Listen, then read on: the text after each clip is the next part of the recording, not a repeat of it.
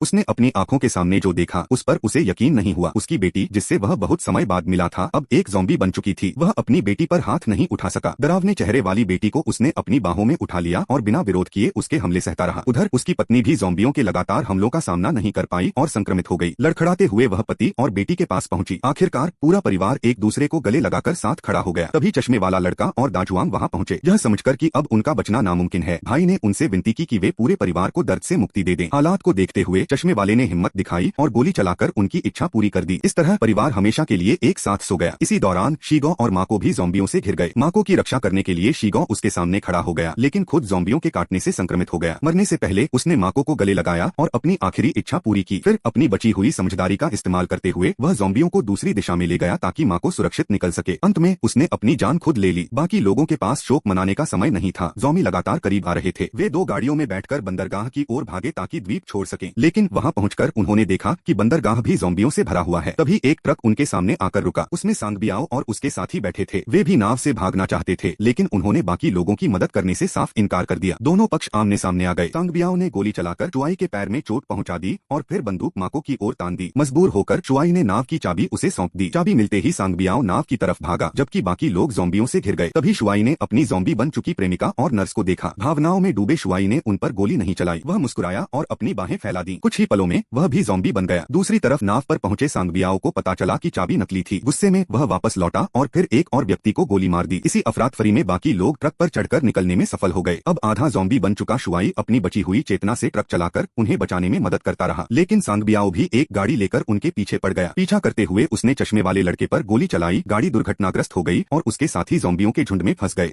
सांगबियाओ किसी तरह ट्रक पर चढ़ गया, लेकिन उसकी बंदूक में गोलियां खत्म हो चुकी थीं। अब दोनों के बीच हाथापाई शुरू हुई। कड़ी लड़ाई के बाद चश्मे वाला लड़का भारी पड़ा और उसने सांगबियाओ को नीचे गिरा दिया। अगले ही पल ज़ॉम्बियों की भीड़ ने उसे घेर लिया। पीछे से ज़ॉम्बी लगातार पीछा कर रहे थे और आगे कोई रास्ता नहीं था। अपने दोस्तों को बचाने के लिए चश्मे वाले लड़के ने बड़ा फैसला लिया। वह ट्रक से कूद गया और मोटरसाइकिल का शोर करके सारे ज़ॉम्बियों का ध्यान अपनी ओर खींच लिया। फिर वह उन्हें दूर ले गया, लेकिन जल्द ही वह एक बंद रास्ते पर पहुंच गया। चारों तरफ ज़ॉम्बी ही ज़ॉम्बी थे। उसने आखिरी लड़ाई लड़ने की कोशिश की, मगर दुश्मन बहुत ज्यादा थे। आखिरकार उसने हार मान ली और अपनी जान लेने की तैयारी करने लगा। उसी समय समुद्र की ओर से एक तेज आवाज गूंजी। ज़ॉम्बियों का ध्यान उस ओर चला गया। दरअसल दाजुआंग और माको नाव लेकर उसे बचाने लौट आए थे। आवाज सुनकर ज़ॉम्बी समुद्र में कूदने लगे और इस मौके का फायदा उठाकर वे चश्मे वाले लड़के को भी बचा ले गए। आखिरकार सभी लोग नाव में सवार होकर उस भयानक द्वीप से निकलने में सफल हो गए। लेकिन कहानी यहीं खत्म नहीं होती। द्वीप के आसपास का समुद्र ज़ॉम्बियों को रोक नहीं पाया। वे डूबे नहीं, बल्कि तैरते हुए आगे बढ़ गए और उनका अगला ठिकाना था टोक्यो। अब वहां के लोगों के लिए एक और भी बड़ी तबाही इंतजार कर रही थी।